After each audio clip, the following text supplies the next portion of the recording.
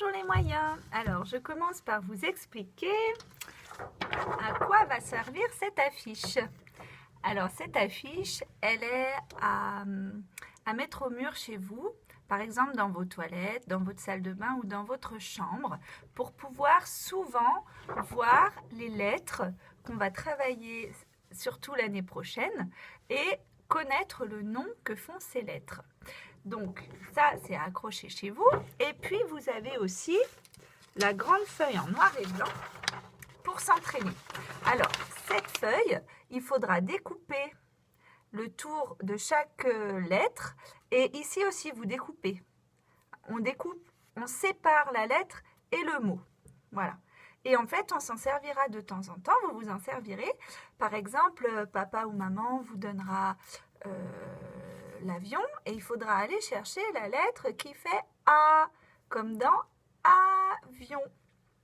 Alors, au début, les parents, je vous propose de commencer avec 3 lettres. Vous pouvez prendre des lettres du prénom de votre enfant ou des voyelles.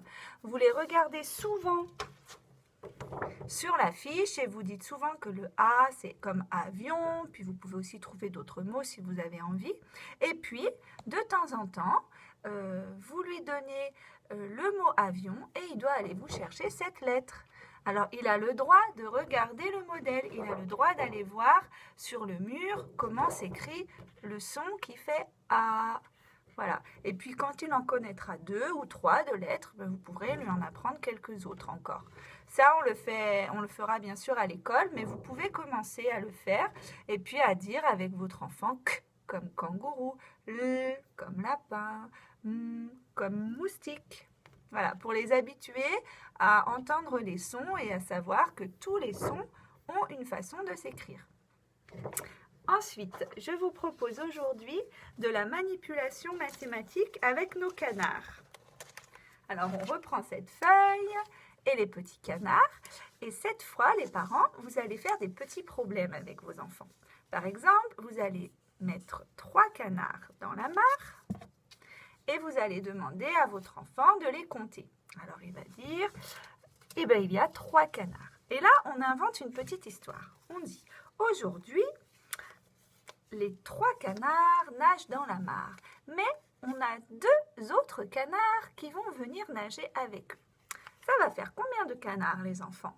Et là, soit on essaye de compter avec ses doigts, soit on pose les 2 canards. Et on compte. 1, 2, 3, 4, 5. 3 canards et encore 2 canards, ça fait 5 canards. Et après, on recommence. On dit encore une autre histoire. Il y a 4 canards dans la mare. Et puis, on a encore un qui vient. Alors, ça fera combien de canards? Voilà, c'est pour faire des petits problèmes en manipulant avec vos enfants. Allez-y si vous voulez. C'est bon? Bien. Alors, la suite pour aujourd'hui, ça va être du graphisme. Alors, on va commencer à apprendre à tracer des spirales. Alors, pour aujourd'hui, vous avez besoin de ça. Voilà.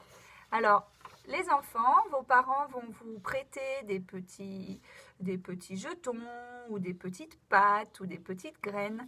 Et je vais vous demander, les enfants, de placer les graines sur le blanc pour faire une jolie spirale. Donc attention, on fait ce travail pour que vos enfants comprennent que la spirale, on la trace d'abord en partant d'un point. On trace à l'intérieur parce qu'il y a des enfants qui vont vouloir faire une spirale en partant de l'extérieur. Mais non, une spirale, on commence ici et on enroule. Donc si vous voulez bien les enfants, vous allez faire avec des pâtes.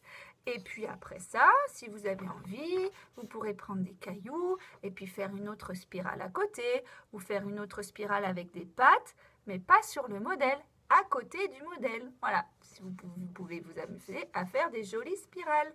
Allez-y. C'est bon les enfants? Alors, pour vous féliciter de ce travail, un petit repos, c'est de regarder une histoire. Alors, on essaie de bien comprendre l'histoire. C'est une histoire avec encore un méchant. Alors, c'est un méchant loup en plus. Ouh là là, il va embêter tous les animaux de la forêt. Cette histoire, elle s'intitule « C'est moi le plus fort ». Est-ce que c'est le loup le plus fort? Vous allez voir. Je vous laisse découvrir cette histoire. Papa ou maman, vous pouvez parler un petit peu avec votre enfant de cette histoire. Qu'est-ce qu'il fait le loup? Où est le loup? Et d'autres, je n'en dis pas plus, et d'autres questions pour vérifier que votre enfant a bien compris l'histoire. Et on a le droit de la regarder plusieurs fois si on veut. Voilà, je vous souhaite tous une bonne fin de journée. Au revoir les enfants, à demain. Non, à jeudi.